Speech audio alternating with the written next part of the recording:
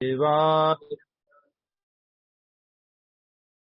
ओम नमो भगवते वासुदेवाय। ओम नमो भगवते वासुदेवाय। मुखं करोति वाचालं पंगुं लंघयते गिरिं यत्कृपातमहं वन्दे श्रीगुरुदीनतारिणं परमानंद माधवं श्रीचैतन्यमीश्वरम्। एकं शास्त्रं देवकी पुत्र गीतम् एको देव देवकी पुत्र एव एको मन्त्रस्य तस्य नामानि यानि परमाप्येकं तस्य देवस्य सेवा। हरे कृष्ण कृष्ण कृष्ण हरे हरे हरे राम राम राम हरे हरे। श्रीमद् भगवद गीता यथारूप अध्याय 17 श्रद्धा विभाग योग।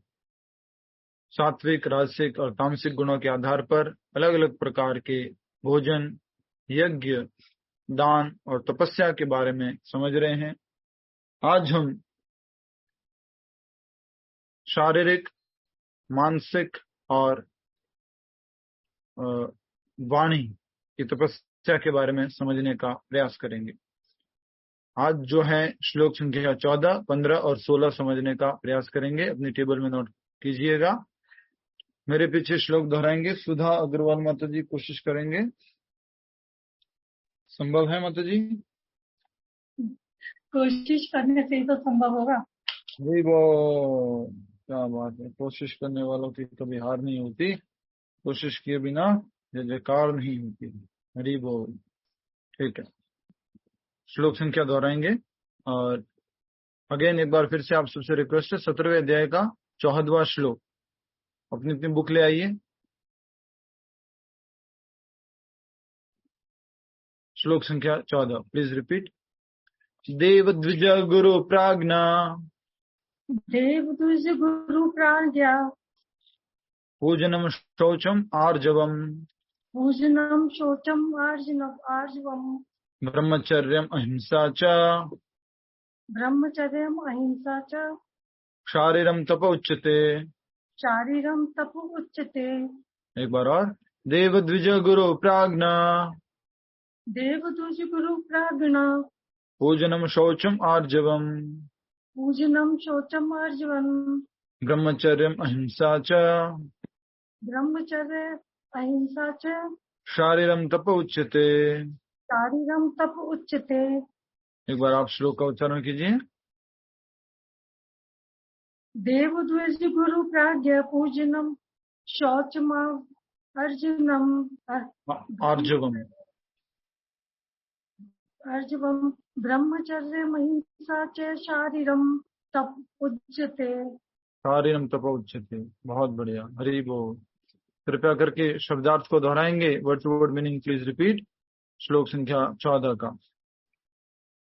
देव परमेश्वर, देव परमेश्वर, द्विज ब्राह्मण, द्विज ब्राह्मण, गुरु गुरु, गुरु गुरु, प्राज्ञ तथा पूज्य व्यक्तियों को, प्राज्ञ तथा पूज्य व्यक्तियों को, पूजनम पूजा, पूजनम पूजा, शौचम पवित्रता, शौचम पवित्रता, आर्जवम सरलता, आर्जवम सरलता, ब्रह्मचर्यम ब्रह्मचर्य, ब्रह्मचर्यम ब्रह्मचर्य, अहिंसा अहिंसा, अहिंसा अहिंसा, च भी, शारीरम शरीर संबंधी, शारीरम शरीर संबंधी, तपा तपस्या, तपः तपस्या, उच्चते कहा जाता है।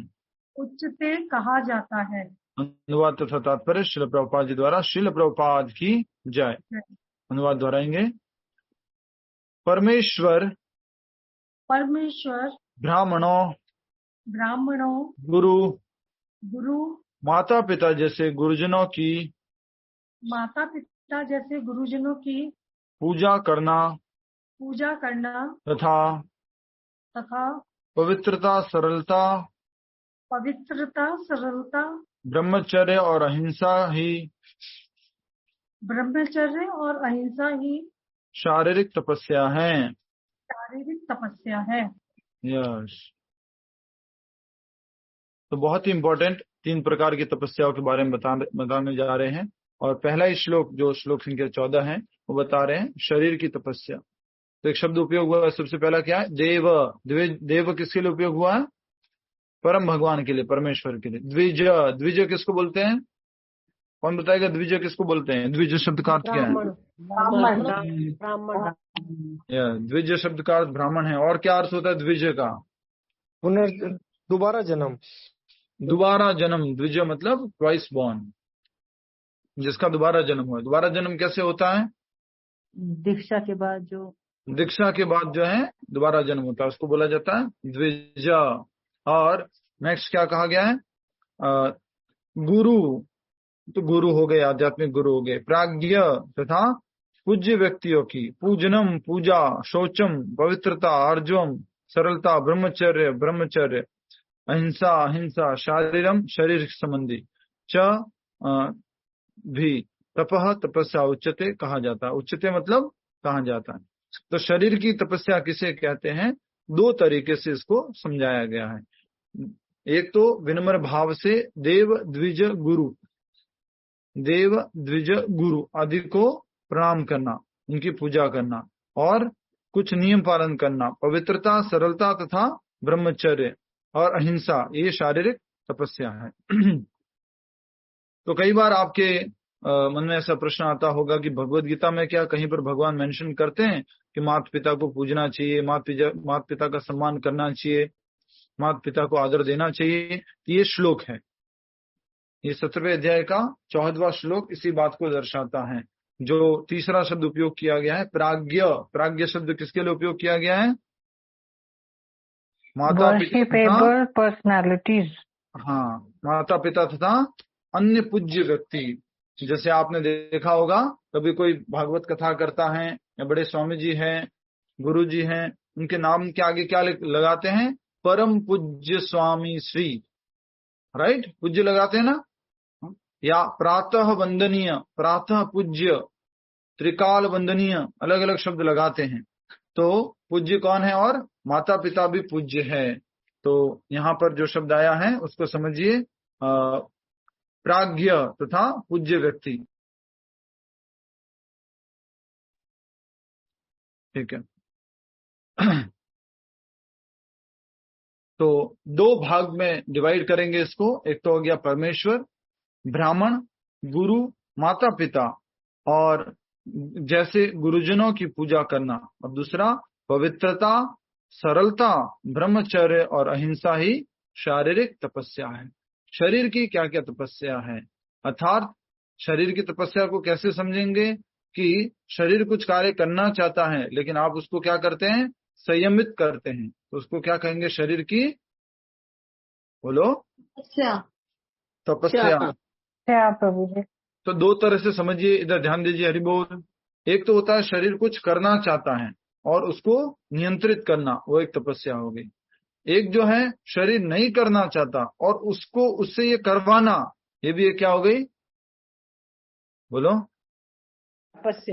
तपस्या हो गई। जैसे शरीर जो है वो दूसरों के सामने नहीं झुकना चाहता, वो पूजा नहीं करना चाहता, वो प्रणाम नहीं करना चाहता, वो सेवा नहीं करना चाहता, यस और नो, पूरा एकदम फ्री वाले स्माइल से हंसते हुए जी प्रभु। हाँ, तो ये शरीर जो है कुछ कार्य करना नहीं चाहता और कुछ कार्य करना चाहता है। जिसमें तपस्या लगती है वो नहीं करना चाहता, और जिसमें भोग लगता है वो करना चाहता है। तो जो भोग लगता है उसको नहीं करो तो तपस्या हो गई, और जो नहीं करना चाहता उसको करो तो तपस्या हो गई। क्लियर है? क्लियर है प्रभु जी। यस, ये अंडरस्टैंडिंग मुझे भी आज ही आई है आपके साथ बैठ के। धन्यवाद। ठीक है, तात्पर्य दो भागों में है। जो पहला भाग है वो तो जो हम नहीं करना चाहते और करने को कहा गया है, तो तपस्या। दूसरा भाग जो हम करना चाहते हैं और नहीं करने को कहा जाता, तो तपस्या। क्लियर है? तपः सह तथा किम, वो वाला श्लोक देखते हैं, जोड़ने की कोशिश करते हैं। तात्पर्य, यहाँ पर भगवान तपस्या के भेद बताते हैं। सर्वप्रथम वे शारीरिक तपस्या का वर्णन करते हैं।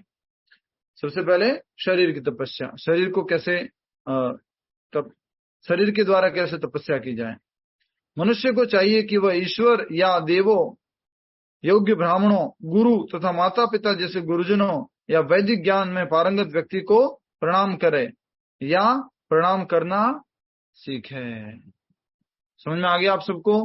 कभी भी ये प्रश्न आए आपके दिमाग में कि भगवत गीता में भगवान कहाँ कहते हैं कि प्रणाम करो, माता पिता का सम्मान करो, गुरुजनों का सम्मान करो, उनको प्रणाम करो।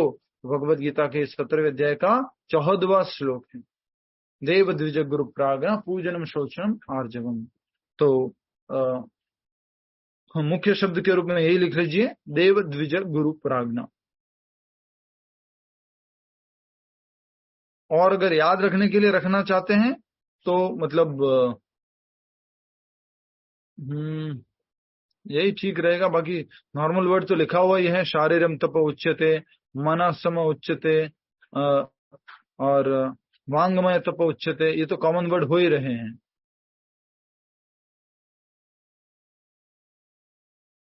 देव द्विज गुरु प्राज्ञा, ये किससे रिलेटेड है? शारीरम तप उच्यते। मुख्य शब्द लिख लीजिए, शब्द हो गया, हेडिंग लिख लीजिए, शरीर की तपस्या है।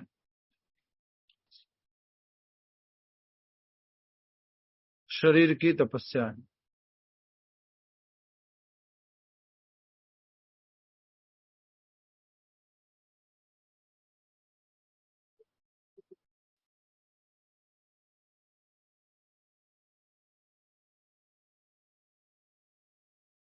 ब्रैकेट में लिख सकते हैं, जो आप में से बहुत सारे अच्छे अच्छे भक्तों ने सजेस्ट किया है। पूजनीय व्यक्तियों की सूची, पूजनीय व्यक्तियों की सूची, माता पिता गुरुदेव ब्राह्मण, पूजनीय व्यक्तियों की सूची। ठीक है, तो हम समझ गए थे। और कहा जा रहा है कि मनुष्य को चाहिए कि वह ईश्वर या देवों, योग्य ब्राह्मणों, गुरु तथा माता पिता जैसे गुरुजनों या वैदिक ज्ञान में पारंगत व्यक्ति को प्रणाम करे या प्रणाम करना सीखे। ये बात कौन बोल रहा है लतिका माता जी? संजय, कृष्ण, अर्जुन, भीम या नकुल? कृष्ण। पक्का? भगवान प्रभु जी। लॉक कर दें? हाँ। ओके, ठीक है, सही उत्तर है, बिल्कुल सही। तो भगवान बोल रहे हैं इन सब का समुचित आदर करना चाहिए, सबका आदर होना चाहिए, प्रणाम करना चाहिए। उसे चाहिए कि आंतरिक तथा बाह्य रूप से अपने को शुद्ध करने का अभ्यास करे। ये पहले भी आ चुका है। तो क्या है? शौचम, पवित्रता। बाह्य बाह्य पवित्रता कैसे? शरीर की सफाई के द्वारा। आंतरिक स्वच्छता कैसे? मन की सफाई के द्वारा। वो कैसे होता है मन की सफाई? मंत्र उच्चारण से प्रभु जी। मंत्र उच्चारण से, ठीक है। तो बाह्य और आंतरिक रूप से शुद्ध करने का अभ्यास करें। नेक्स्ट, और आचरण में सरल बने। पवित्रता के बाद क्या है? सरलता। ये हम पहले भी समझ चुके हैं, पॉइंट्स आ चुके हैं हमारे। एक तो आए थे हमारे पॉइंट्स, किसमें आए थे? 16वें अध्याय में आए थे, जो दैवी प्रकृति के गुण है उसके बारे में। और एक आए थी आपके बिंदु 13वें अध्याय में, 20 आइटम्स ऑफ नॉलेज, 8, 9, 10, 11। ठीक है, सरल बनना सीखे। सरल बनने का मतलब कुछ कपट नहीं है। सरल बनने का अर्थ क्या है? कुछ कपट नहीं है। और दुनिया में सबसे डिफिकल्ट काम क्या है? सरल बनना। दुनिया में सबसे कठिन काम क्या है? सरल बनना। आगे बढ़िए। वह ऐसा कोई कार्य न करे जो शास्त्र सम्मत न हो। तो पवित्रता, सरलता और सारे कार्य शास्त्र सम्मत होने चाहिए, शास्त्रों के अनुसार होने चाहिए। नेक्स्ट, वह वैवाहिक जीवन के अतिरिक्त मैथुन में रत न हो, क्योंकि शास्त्रों में केवल विवाह में ही मैथुन की अनुमति है, अन्यथा नहीं। यह ब्रह्मचर्य कहलाता है। ये सब शारीरिक तपस्याएं है। ये शरीर की तपस्याओं के बारे में मुख्य रूप से यहाँ पर बताया गया है। ठीक है, नेक्स्ट श्लोक संख्या 15। समझ में आ गया आपको? कुछ एक्टिविटी ऐसी है जो हम करना चाहते हैं, ठीक है, लेकिन उसको नियंत्रित करेंगे तो तपस्या है, और कुछ जो है नहीं करना चाहते उसको करेंगे तो तपस्या है। कंट्रोल तो सभी मन से ही होगी ना, ये सारी एक्टिविटी है हाँ, तो सारी, लेकिन कंट्रोल तो मन ही करेगा। यस। श्लोक संख्या 15 कौन दोहराएंगे आप में से? जिनको नंबर नहीं आता है, मौका नहीं मिलता है, प्लीज रिपीट। रश्मि माता जी, डॉक्टर रेशमा माता जी, दोहराइए।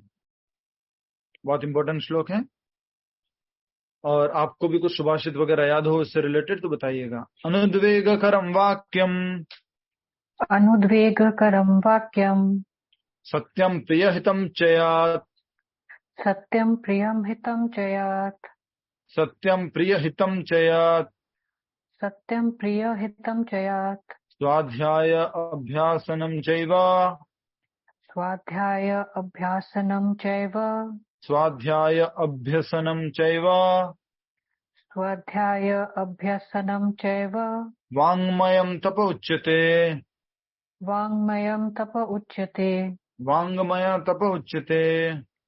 वाङ्मयं तप उच्यते। अनुवाद। अनुद्वेगकरम शुद्ध न करने वाले, अनुद्वेगकरम शुद्ध न करने वाले, वाक्यम शब्द, वाक्यम शब्द, सत्यम सच्चे, सत्यम सच्चे, प्रिय प्रिय, प्रिय प्रिय, हितम लाभप्रद, हितम लाभप्रद, च भी, च भी, यत जो, यत जो, स्वाध्याय वैदिक अध्ययन का, स्वाध्याय वैदिक अध्ययन का, अभ्यसनम अभ्यास, अभ्यसनम अभ्यास, च भी, च भी, एवं निश्चय ही, एवं निश्चय ही, वाक्मयम वाणी की, वाक्मयम वाणी की, तपः तपस्या, तपः तपस्या, उच्चते कही जाती है। उच्चते कही जाती है। अनुवाद तथा तात्पर्य श्रील प्रभुपाद जी द्वारा। श्रील प्रभुपाद की जय। जय। अनुवाद दोहराइए। सच्चे, सच्चे, भाने वाले, भाने वाले, हितकर हितकर तथा अन्यों को शुद्ध न करने वाले, तथा अन्य को शुद्ध न करने वाले, वाक्य बोलना वाक्य बोलना और वैदिक साहित्य का नियमित पारायण करना, और वैदिक साहित्य का नियमित पारायण करना, यही वाणी की तपस्या है। यही वाणी की तपस्या है। हरि बोल। पहले किसकी तपस्या समझी थी डॉक्टर माता जी? शरीर की प्रभु जी। पहले शरीर की तपस्या समझी थी, अब किसकी तपस्या समझ रहे हैं? वाणी की प्रभु जी। वाणी की तपस्या समझ रहे हैं। तो वाणी की तपस्या में क्या कहा जा रहा है? अनुद्वेग कर्म, शुद्ध न करने वाले। ऐसे वाक्य, ऐसी वाणी न बोली जाए दूसरों को क्या कर दें? शुद्ध को क्या बोलेंगे? दुखी, एजिटेटिंग प्रभु जी। एजिटेटिंग या हर्ट करने वाली। ऐसी वाणी नहीं बोलनी है जो दूसरों को हर्ट करे, दूसरों को दुखी करे। ऐसी वाणी नहीं बोलनी चाहिए। बाकी भजन तो आपने अमृतवाणी वगैरह बहुत सुनी होगी। ऐसी वाणी बोलिए, आगे आप बोलिए। मन का आपा खोए, मन का आपा शीतल करे, आपो शीतल होए। एक जना लक्ष्मी अग्रवाल माता जी बोलो। ऐसी वाणी बोलिए। बोलिए, मन का आपा खोए और को शीतल करे, आप शीतल होए। यस, ऐसी वाणी बोलो कि दूसरों को भी शीतल करें और खुद भी शीतल होए। और अपनी वाणी तो ऐसी होती है कि दूसरे भी एकदम गुस्सा हो जाएं और हम भी एकदम से पूरा गुस्से से लाल टमाटर पीला हो जाएं। आजकल टमाटर भी महंगा हो रखा मार्केट में, क्या करें। तो वाणी ऐसी बोलनी है जो कैसी हो? दूसरों को शीतल करे, शांत करे, प्रेम से। बच्चे हैं घर में, परिवार वाले सदस्य हैं, बेटा क्या हुआ, कैसे हो, कैसे मदद करना है, प्रेम से सब कुछ हैंडल करना। ठीक है। दूसरा, भाने वाला। कैसे शब्द बोलने हैं? भाने वाले। अच्छा लगने वाला। कर्कश नहीं बोलने, कर्कश। जैसे खास करके हमारे भारत में ये राज्य है हरियाणा राज्य, उसमें शब्द और उनकी वाणी थोड़ी ऐसी खड़ी बोली है। तो इस प्रकार से वाणी को जो है हमें ऐसी बोलनी है जो दूसरों को प्रिय हो और भाने वाली हो। भाने वाली का मतलब तो समझ गया ना, जो सुनना पसंद करें। अब जैसे मेरी वाणी है, क्लास में इतने सारे लोग हैं, कर्कश है, डांटते रहते हैं, तो भाग जाते हैं लोग। प्लीजिंग है। प्लीजिंग तो सुंदर गोपाल प्रभु की है माता जी।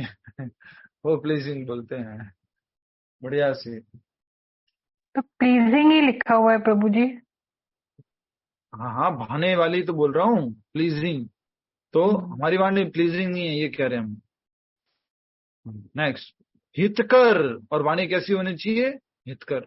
यहाँ पर एक थोड़ा सा आजकल का लेटेस्ट टेक्नोलॉजी को इस्तेमाल करते हुए समझेंगे कि हमारे पास कोई भी मैसेज आता है उसको हम क्या कर देते हैं? फॉरवर्ड। क्या करना चाहिए? सबसे पहला प्रिंसिपल लगाओ, क्या ये सत्य मैसेज है? कौन सा फॉर्मूला लगाना है? क्या ये सत्य है? दूसरा मैसेज, दूसरा प्रिंसिपल, क्या ये उपयोगी है? तीसरा फॉर्मूला, क्या ये आगे वाले का भला करेगा? क्या ये आगे वाले का भला करेगा? तभी हमें फॉरवर्ड करना चाहिए, अन्यथा नहीं।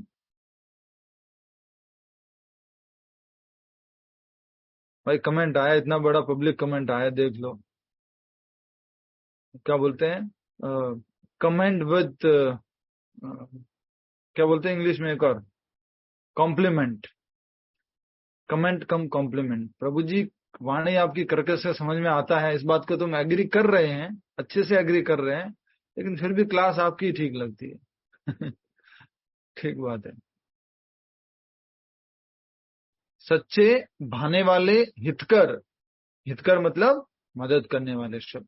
ये मैंने आपको बता दिया। इवन व्हाट्सएप वगैरह आप कुछ फॉरवर्ड करते हैं, इसमें सोचना चाहिए कि भाई ये किसी को सहायता करेगा, मदद करेगा, झूठी इंफॉर्मेशन तो नहीं है।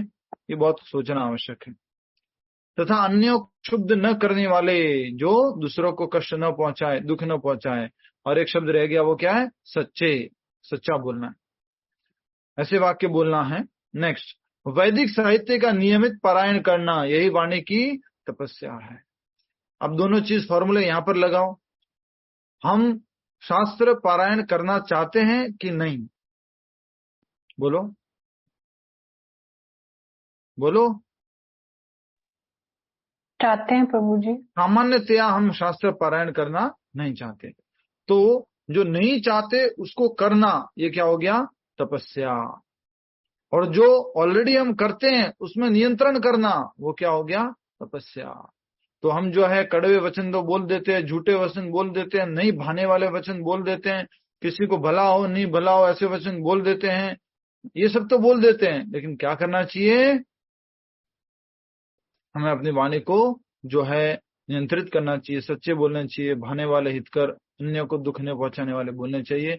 एक बहुत अच्छा श्लोक आया जो बचपन में आपने सुभाषितम सुना होगा, ये सत्यम बुरियात प्रियम बुरियात न बुरियात सत्यम अप्रियम प्रियम न नृतम बुरियात ऐसा धर्म सनातन। सत्य बोलो, मधुर बोलो, सत्य को अप्रिय ढंग से न बोलो।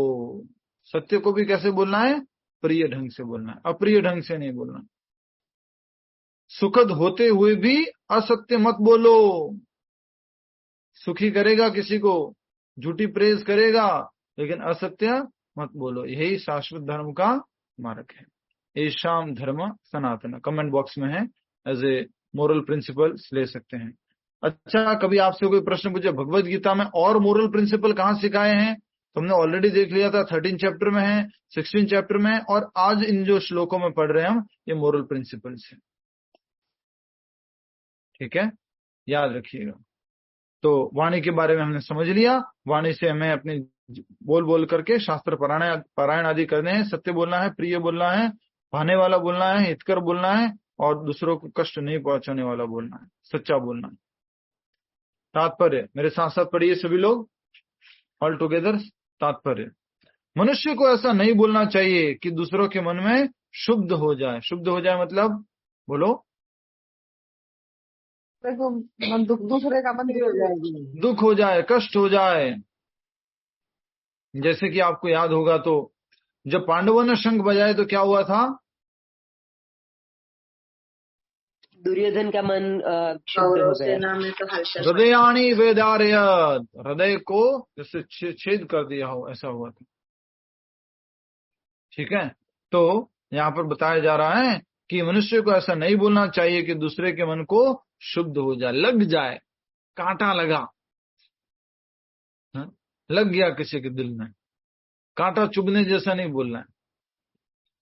हम बोलते तो धीरे धीरे, पर कैसा बोलते हैं? कई बार आराम से बोल रहे हैं, लेकिन कैसा बोल रहे हैं?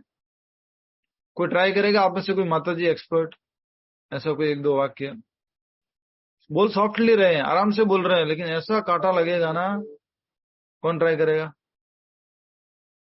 बोलो बोलो, शर्म शर्म नहीं करना है, बोलो।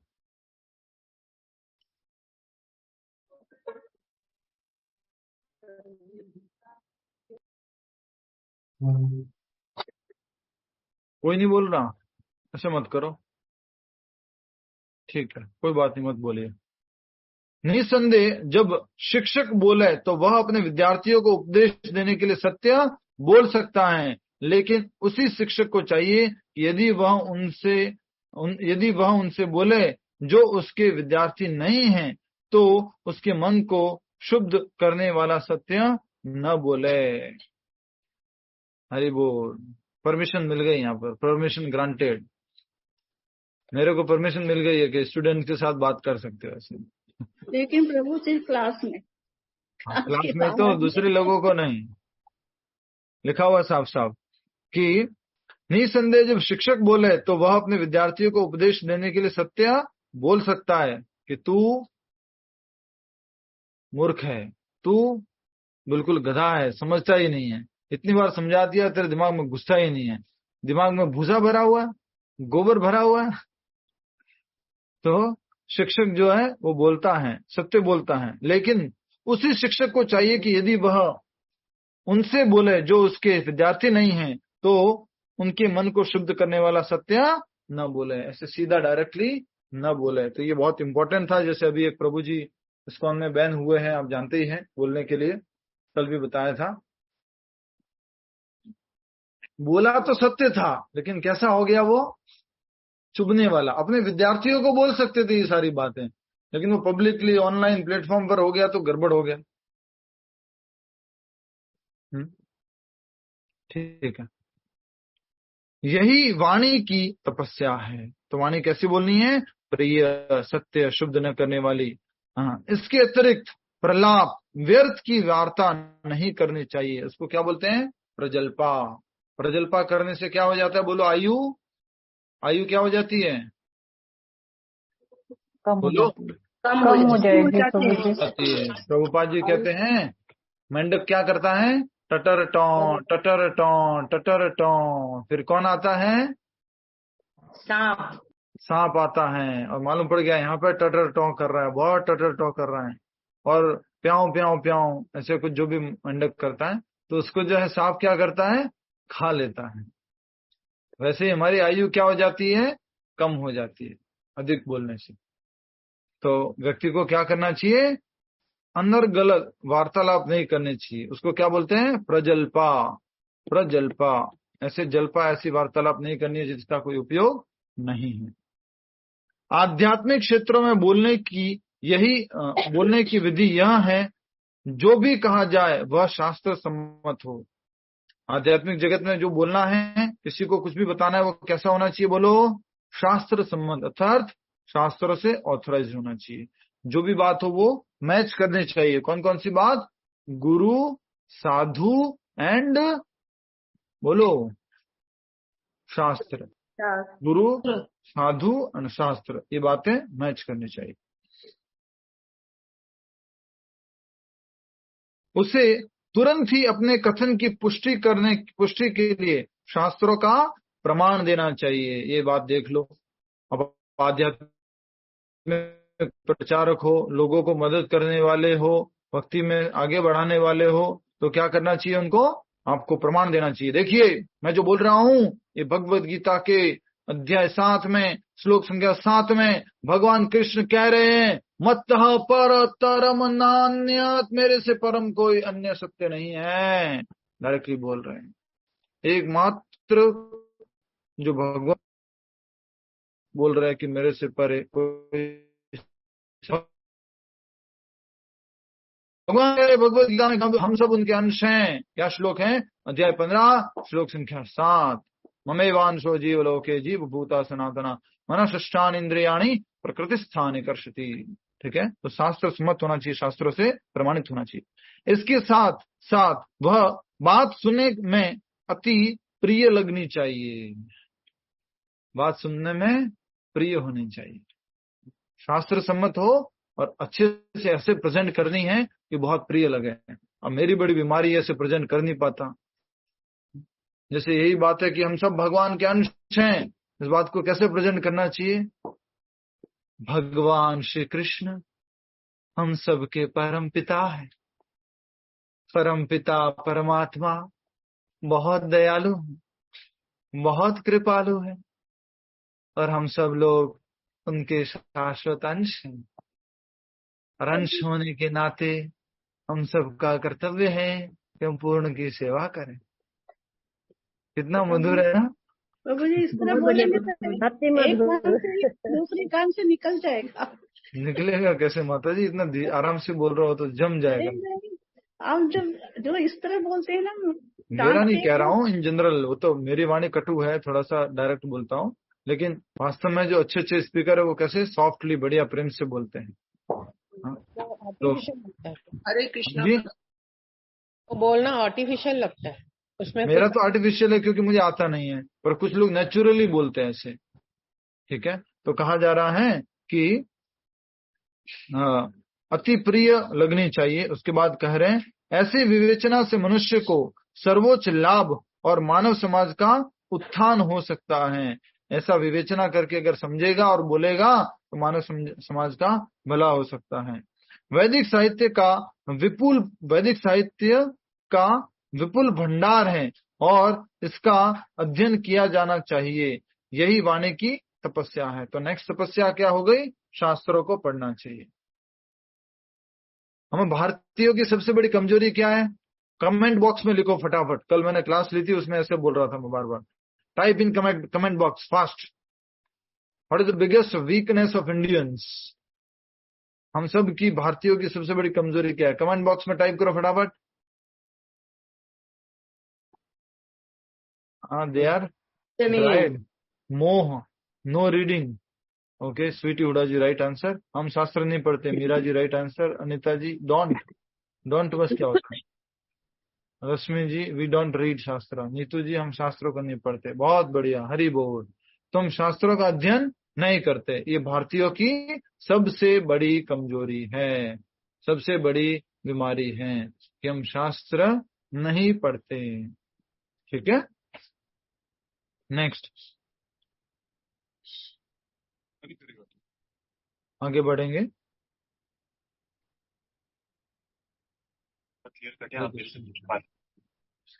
वो लड़की आकृति आपके भाई लोग के पद से गायब हुए, कुछ तो कनेक्शन। और वो लड़की पिछले हफ्ते मेरे पास आई थी आपके भाई लोग का कंप्लेंट। कहाँ की बात हो रही है अर्चना जी? प्लीज थोड़ा ध्यान रखो ना, कुछ माइक अनम्यूट हो जाता है इधर उधर का। कौन है अर्चना जी के नाम से? प्रभु जी आई थिंक टीवी चल रहा है उनके यहाँ पे। हाँ, उनके वहाँ पे टीवी चल रहा है जिसका माइक ओपन है। टीवी चल रहा है? अच्छा अर्चना जी देखिए, टीवी भी चल रहा है, कथा भी चल रही है, ऐसा तो नहीं होगा।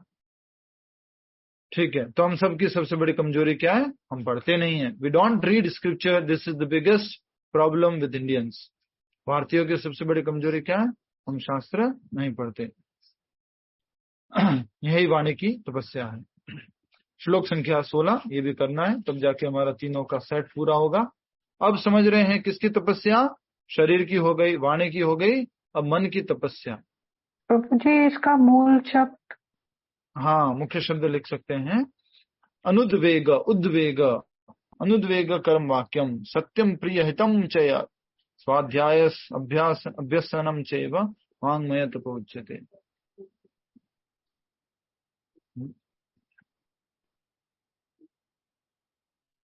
अनुद्वेगम,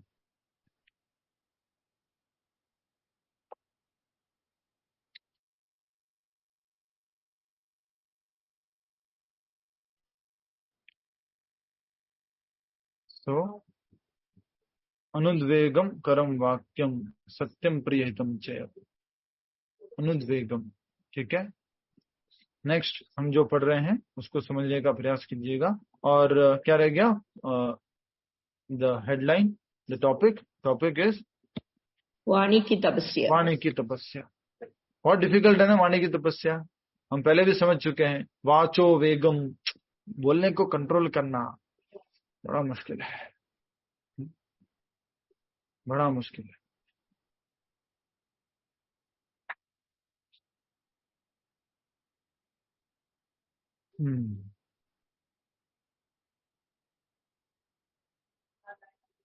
जैसे सत्यम प्रिय हितम, सत्य भी कैसा बोलना चाहिए? प्रिय बोलना चाहिए। अब सत्य तो है कि एक आदमी जो अंधा है आंखों से, तो उसको कैसे बोलोगे? अंधा बोलो, प्रज्ञा ऐसे नहीं चक्षु बोल बोलना सकते। चाहिए। नहीं प्रभु ऐसे नहीं बोलते। नेत्रहीन, नेत्रहीन भी अच्छा शब्द नहीं है। प्रज्ञा चक्षु प्रभु जी। आपकी आंखें नहीं है ऐसे? दिव्यांग बोल, दिव्यांग प्रभु जी। दिव्यांग बोल सकते हैं। क्या स्वाति जी, क्या वर्ड है आपके पास? फिजिकली चैलेंज्ड, ऐसा कुछ। Physically challenge. जनरली डायरेक्टली तो उनको हम नाम से ही बुलाते हैं, लेकिन जब एक उसको इंडिकेट करके बोल रहे हैं, वो देख अंधा, ऐसे नहीं बोलना है उसको। क्या बोल सकते हैं? नहीं बोल सकते। दिव्यांग है, या कह सकते हैं नयन सुख है, या आजकल एक बहुत अच्छा शब्द प्रयोग हो रहा है, उसको बोलते हैं सूरदास। सूरदास, हाँ जी, सूरदास। बहुत अच्छी डिग्री भी दे दी, उपाधि भी दे दी। ठीक है, श्लोक संख्या 16, मन की तपस्या। बहुत अच्छा नाम आ रहा है इसमें, मनः प्रसाद सौम्यत्वम, तो सौम्य नाम आ रहा है इसमें। कृपया करके रिपीट कीजिए श्लोक को, प्लीज रिपीट। कौन रिपीट करेगा?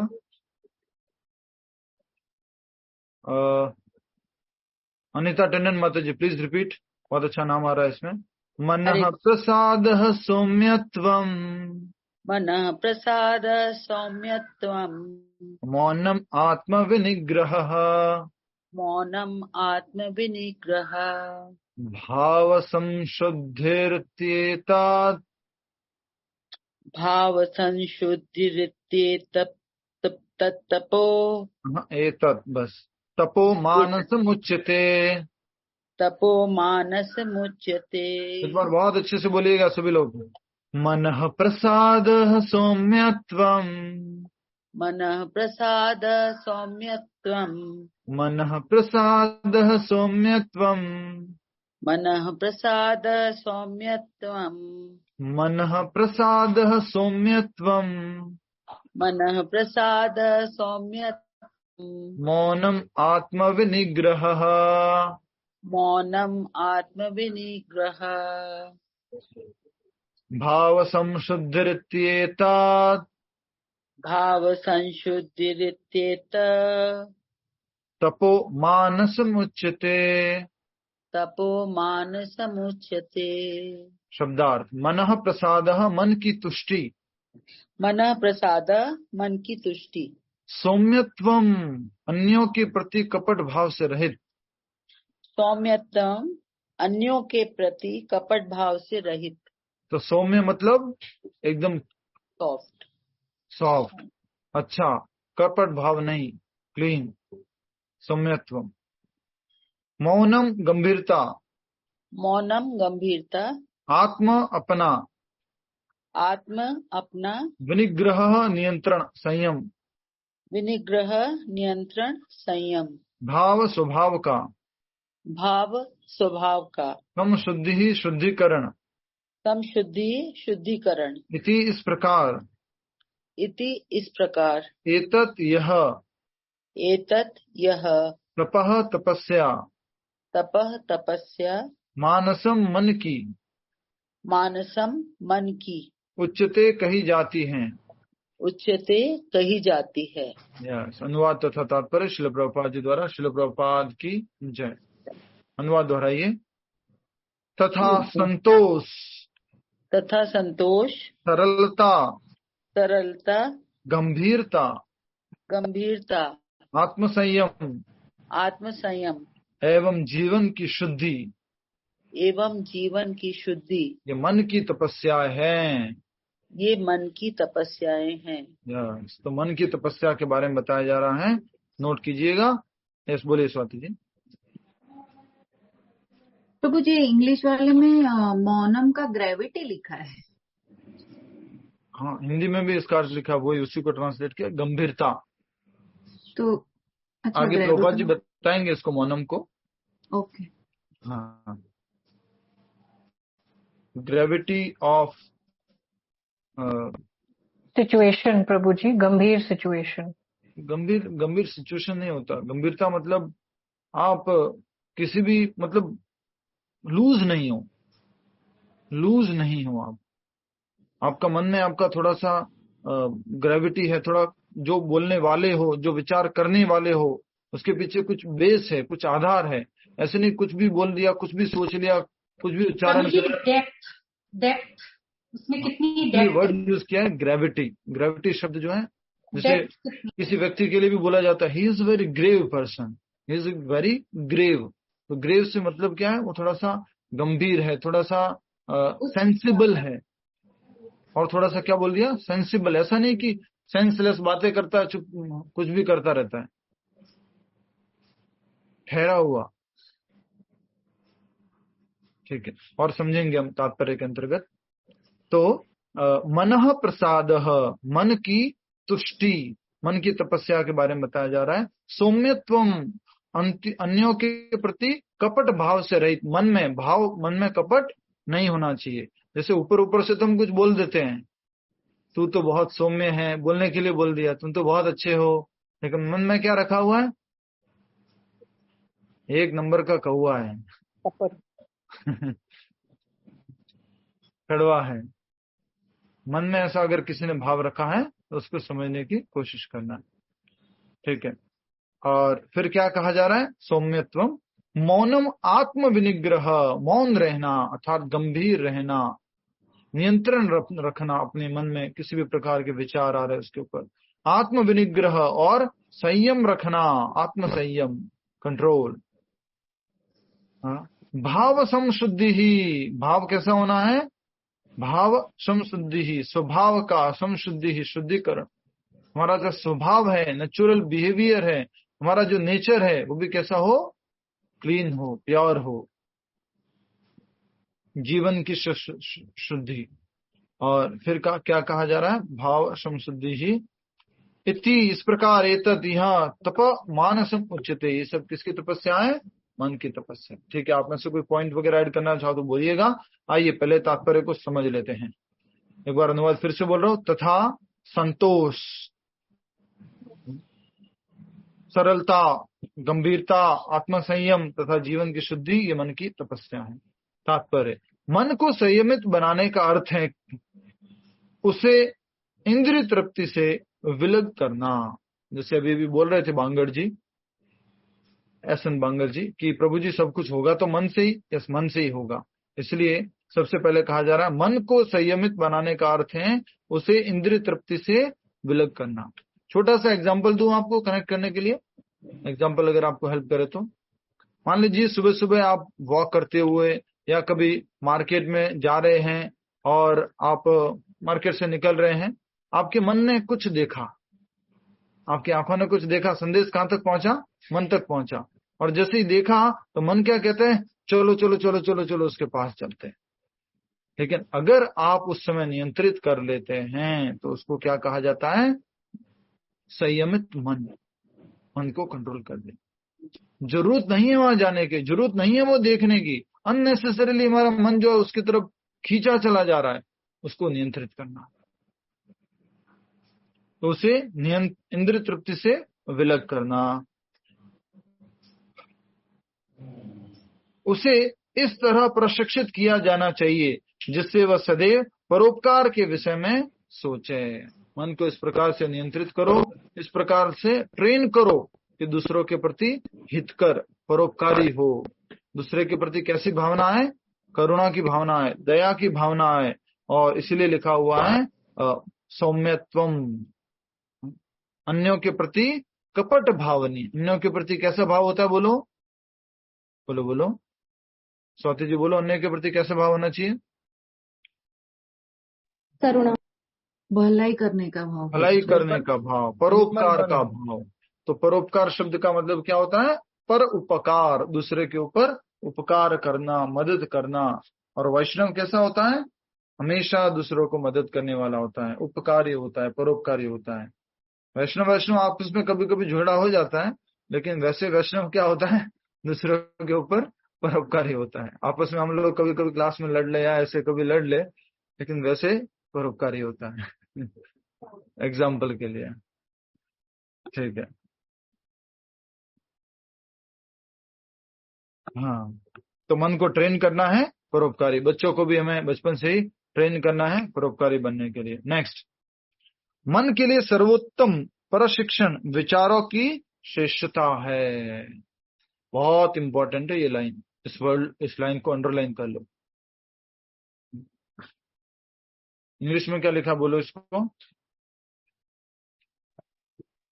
प्रभु ji, the best training for the mind is gravity in thought. Gravity in thought. प्रशिक्षण, प्रशिक्षण माता जी, मन के लिए सर्वोच्चम प्रशिक्षण, the training. What is training? Training में क्या लिखा है? यही लिखा है, ट्रेन भी लिखा है प्रभु जी। ट्रेनिंग वाला पूरा पढ़िए।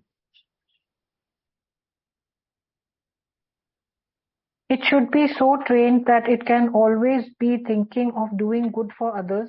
The best training for the mind is gravity in thought. तो यही बताया जा रहा है कि बेस्ट ट्रेनिंग माइंड की क्या हो सकती है?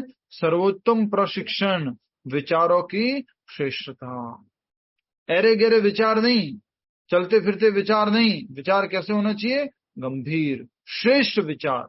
तो आप ये बचपन में लाइन सुने होंगे अगर अपने माता पिता या टीचर से, अगर श्रेष्ठ बनना है तो श्रेष्ठ विचार करो, श्रेष्ठ सोचो, ओछा मत सोचो, थोड़ा नीचा मत सोचो। सोच को भी कैसी करो? श्रेष्ठ करो, बड़ी करो, ब्रॉड करो, ब्रॉड थिंकिंग। सादा जीवन उच्च विचार। सादा जीवन उच्च विचार, वेरी नाइस। आजकल तो विचार बहुत निम्न हो चुके हैं, बहुत निम्न हो चुके हैं। कुत्ता जैसे खाता है मैं भी खाऊंगा, गधा जैसे सोता है मैं भी सोऊंगा। मनुष्य के रूप में सारा ट्राई करना चाहते हैं, कुत्ता, बिल्ला, गधी, गधा, घोड़ी। है ऐसा, ट्रेनिंग हो चुका। प्रॉब्लम ही है।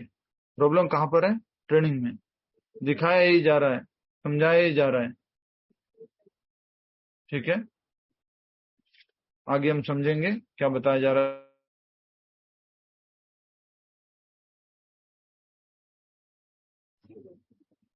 हाँ, तो इस प्रकार से ये बातें बताई गई है। हमारे जो इंद्रिय भोग का स्टैंडर्ड है वो भी गिर चुका है। मनुष्य को कृष्ण भावनामृत से विचलित नहीं होना चाहिए और इंद्रिय भोग से सदैव बचना चाहिए। ये बहुत इंपॉर्टेंट लाइन है, नेक्स्ट लेवल की लाइन। क्या विचार कैसे होना चाहिए? श्रेष्ठ होने चाहिए। तो श्रेष्ठ विचार मतलब कैसे? कृष्ण भावनामृत से मैं दूर नहीं जाऊं, कृष्ण भावनामृत में आगे बढ़ते रहूं। जैसे मैं अपनी क्लास के उदाहरण देता हूं, आप समझ जाओगे किसका उदाहरण है, लेकिन फिर भी जस्ट मेंशन करने के लिए। अपनी ही क्लास में वो लोग टॉपर थे, शुरू में जुड़े रहते थे, बहुत उत्तर देते थे, और क्या कहते हैं, आप में से किसी के रिलेटिव्स भी हैं। फिर मालूम नहीं क्या हुआ, कुछ जॉब चालू कर दिया, काम चालू कर दिया। जब क्लास अटेंड करते थे तो प्रभु जी का अच्छा बैठ करके सत्संग भी होता था, घर पे भी कभी चले गए तो एक अलग ही तरह से मतलब वार्तालाप होता था। अभी तो मतलब एकदम फॉर्मल सा हो गया, प्रभु जी आ गए तो ठीक है, नहीं आए तो ठीक है। और क्लास वगैरह हो नहीं रही है, माला वगैरह हो नहीं रही है, तो बड़ा मतलब आर्टिफिशियल सा हो गया। पहले लगता था, मन लगता था ठीक है इनके घर जाना है, बात करना है, कीर्तन करना है, लेकिन छूट गया उनका। देखो नाम जब भी छूट गया, संगति छूटते ही छूट जाता है, संगति नहीं छोड़ना चाहिए। इसलिए कहा जा रहा है यहाँ पर कृष्ण भावनामृत से विचलित नहीं होना चाहिए। कितना भी गुस्सा भी आ जाए जिंदगी में, क्या कितना भी गुस्सा भी आ जाए, लेकिन ये मत सोचना ठीक है ये ले तेरी माला और ये ले तेरी कंठी और ये ले तेरी गीता की क्लास, मैं नहीं आ रही, ये भी नहीं होना चाहिए, कितना भी गुस्सा हो। और कृष्ण भावनामृत से विचलित नहीं होना चाहिए और इंद्रिय भोग में से सदैव बचना चाहिए। अपने स्वभाव को शुद्ध बनाना कृष्ण भावना भावित होना है। अपने स्वभाव को शुद्ध बनाना कृष्ण भावना भावित होना। अपने स्वभाव को, अपने नेचर को अगर आप शुद्ध कर रहे, प्योर कर रहे हैं, तो प्योर होते ही वो क्या हो जाएगा, बोलो हमारी प्योर कॉन्शियसनेस क्या है? कृष्ण भावना भावित होना, कृष्णा कॉन्शियस। हमारी प्योर कॉन्शियसनेस है कृष्णा कॉन्शियसनेस, पर अभी क्या हो चुकी है, कवर्ड हो चुकी है। और अभी कॉन्शियसनेस कैसी है, बॉडीली कॉन्शियसनेस, बॉडी कॉन्शियसनेस।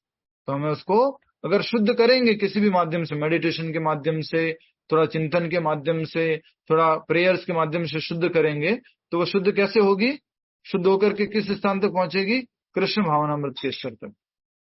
ठीक है, शुद्ध चेतना है क्या?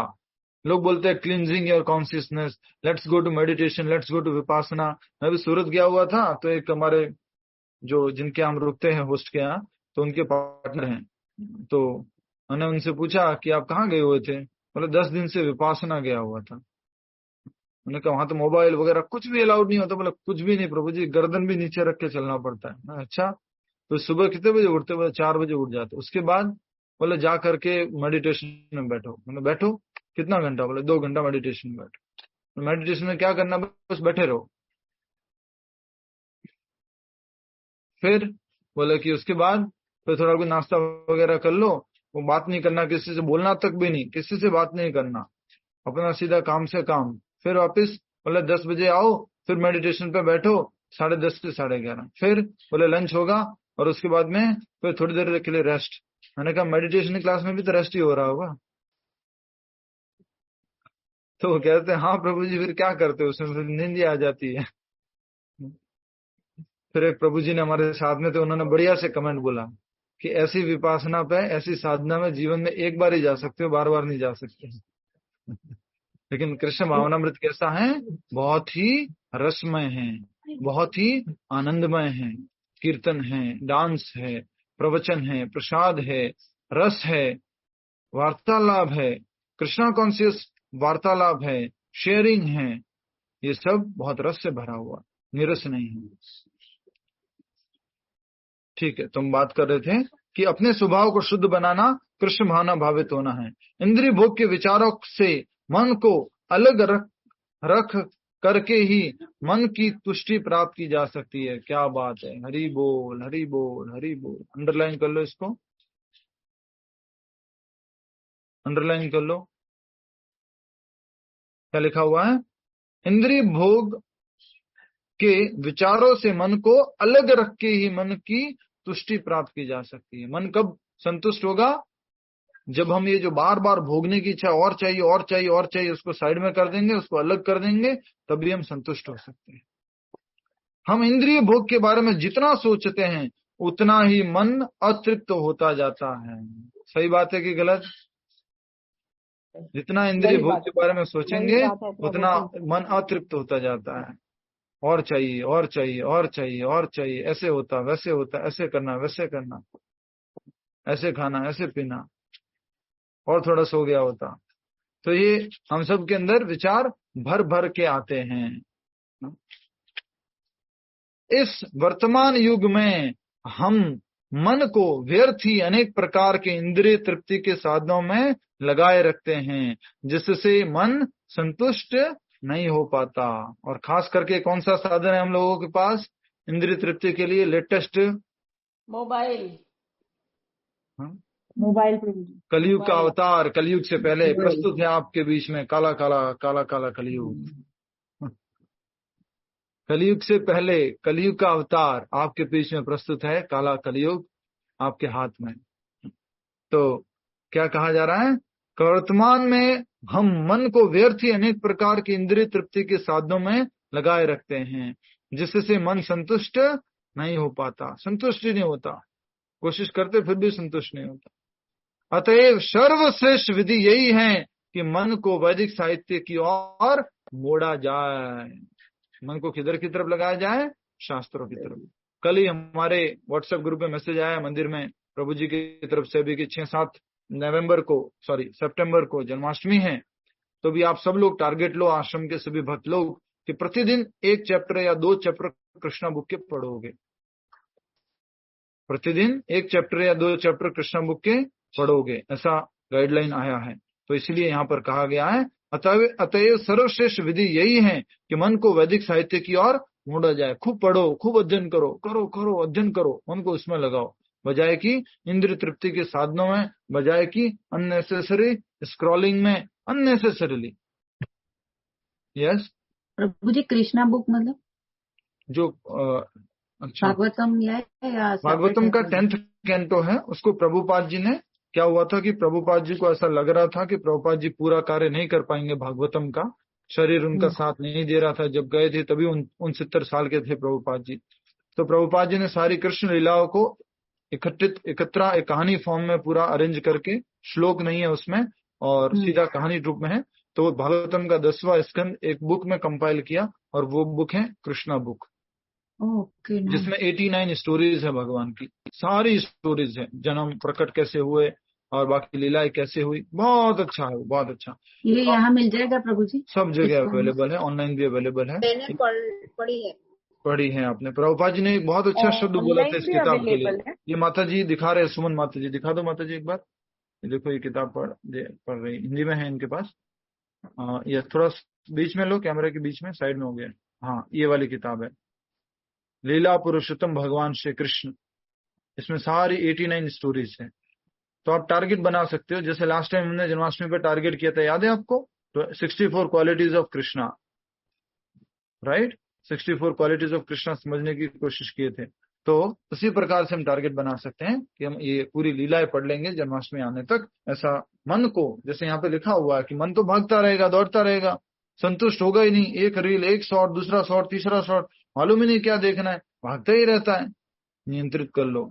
उसी शॉट में एक शॉट आता है कभी कभी लिखा हुआ, don't waste your time here, there is many things to explore in the world, go outside and explore, don't sit and do this. बोलिए प्रभु जी। वो भी बाकी रह गया था ना हमारा? वो भी बाकी रह गया था, लास्ट में कर मेरे में 30 तक लिखा है, फिर मे बी मैंने मिस किया या कोई अच्छा, और बोले तो। ठीक है। तो यस, कृष्णा बुक वाली बात थी। तो आप सभी की जानकारी के लिए, मेरी तो बहुत इच्छा है, लेकिन मालूम नहीं समय कैसे परमिट करेगा, और अभी तो वैसे भी जन्माष्टमी आ रही है। तो शाम की जो क्लास होनी थी वो, क्योंकि हम ये क्लास और आगे जो पहले हो चुकी है क्लास, उन दोनों को कंबाइंड करके भागवतम शुरू करेंगे। उससे पहले हम जो है कंबाइंड कृष्णा बुक कर सकते हैं शाम को। तो आपकी भगवत गीता भी पूरी हो जाएगी, कृष्णा बुक भी पूरी हो जाएगी। उनकी सारी ऑलरेडी भगवत गीता, कृष्णा और उपदेशामृत और ईशोपनिषद, उनकी सारी पूरी हो रखी है। फिर भागवतम शुरू कर सकते हैं कॉमनली। ठीक है, आगे बढ़िए। वैदिक साहित्य की ओर मोड़ा जाए, क्योंकि यह संतोष प्रदान करने वाली कहानियों से भरा है, यथा पुराण तथा महाभारत। तो श्रीमद् भागवत क्या है? पुराण है। अच्छा, मैं एक बात बोलना भूल गया। प्रभुपाद जी ने बोला था कि अगर ये एक किताब कोई पढ़ लेगा, कृष्णा बुक, उसका बैक टू गॉड एड जाना पक्का है। प्रभुपाद जी ने इतना गारंटी दिया था, कोई एक किताब ये पढ़ लेगा कृष्णा बुक, तो उसका बैक टू गॉड एड जाना पक्का है। थोड़ा टाइम मैच करेगा उस हिसाब से, लोगों को कोशिश करते हैं। प्रभु जी मैं पढ़ी हूँ, प्रभु जी पढ़ लिए। बैक टू गॉड जाएंगे आप, सबने पढ़ा है, बहुत सारे भक्तों ने, सुमन माता जी, सुभाग माता जी, वेरी नाइस। मैं इसके पापा को भी सुनाती थी। इसके पापा को भी सुनाते थे, ठीक है, जब उनका समय चल रहा था। ठीक है। बच्चों को पढ़ाती हूँ प्रभु जी। बच्चों को पढ़ाते हैं, बहुत अच्छा। ठीक है, आगे पूरा समय होने वाला है, पूरा कर लेते हैं एक बार। तो मन को किसमें लगाना है? मन तो संतुष्ट नहीं होगा, सिनेमा सॉन्ग से, मूवीज से, किसी से संतुष्ट नहीं होगा, शॉर्ट से, रील से संतुष्ट नहीं होगा। तो मन को संतुष्ट या किसमें लगाना समय को? मन को शास्त्र अध्ययन में। यथा पुराण महाभारत। कोई भी इस ज्ञान का लाभ उठाकर शुद्ध हो सकता है। मन को छल कपट से मुक्त होना चाहिए और मनुष्य को सबके कल्याण हित के विषय में सोचना चाहिए, परोपकारी होना चाहिए, हित में सोचना चाहिए। मौन गंभीरता का अर्थ है कि मनुष्य निरंतर आत्म साक्षात्कार के विषय में सोचता रहे, अनाप शनाप इधर उधर का इंद्रिय विषय में न सोचे, इंद्रिय भोग के बारे में न सोचे। तो गंभीरता से क्या अर्थ हुआ? गंभीर विचार, आत्म साक्षात्कार के विचार, आत्म साक्षात्कार के ही बारे में सोचना। कृष्ण भावना भावित व्यक्ति पूर्ण मौन इस दृष्टि से धारण किए रहता है, इस दृष्टि से धारण किए रहता है। किस दृष्टि से? कि मैं कृष्ण के बारे में ही सोचूं। कृष्ण भावनामृत में मौन से अर्थ क्या है? कौन बताएगा? कृष्ण भावनामृत में मौन से अर्थ क्या है? बोलो भावनामृत के अलावा और कोई बोलो, खूब बोलो, लेकिन कृष्ण के अलावा, कृष्ण के अलावा कुछ नहीं बोलना। बोलना खूब अलाउड है, खूब बोलो, लेकिन कृष्ण के अलावा ये मौन है, सबसे बड़ा मौन है। मन निग्रह का अर्थ है मन को इंद्रिय भोग से पृथक करना। मनुष्य को अपने व्यवहार में निष्कपट होना चाहिए और इस तरह से अपने जीवन भाव को शुद्ध बनाना चाहिए। ये सब गुण मन की तपस्या के अंतर्गत है। तो मनुष्य को निष्कपट, कपटता नहीं होनी चाहिए, सरलता होनी चाहिए। हाँ, बहुत ही मुश्किल है ये अभ्यास करना, कपटता से बाहर निकलना। हम सब लोग किसी न किसी डिग्री में कपटता में भरे हुए हैं। कलयुग का लक्षण भी है, कलह का युग, दोगलेपन का युग, सब लोग सफर कर रहे हैं। तो मन को शुद्ध करना बहुत आवश्यक है और मन को शुद्ध करने के लिए हमें जो है इंद्रिय भोग से मन को विलग करके शास्त्र अध्ययन में, श्रवण आदि में लगाना होगा। ठीक है, कोई प्रश्न है? नहीं तो हम पढ़ लेंगे अपना, चैंटिंग करेंगे। पहले चैंटिंग कर लें।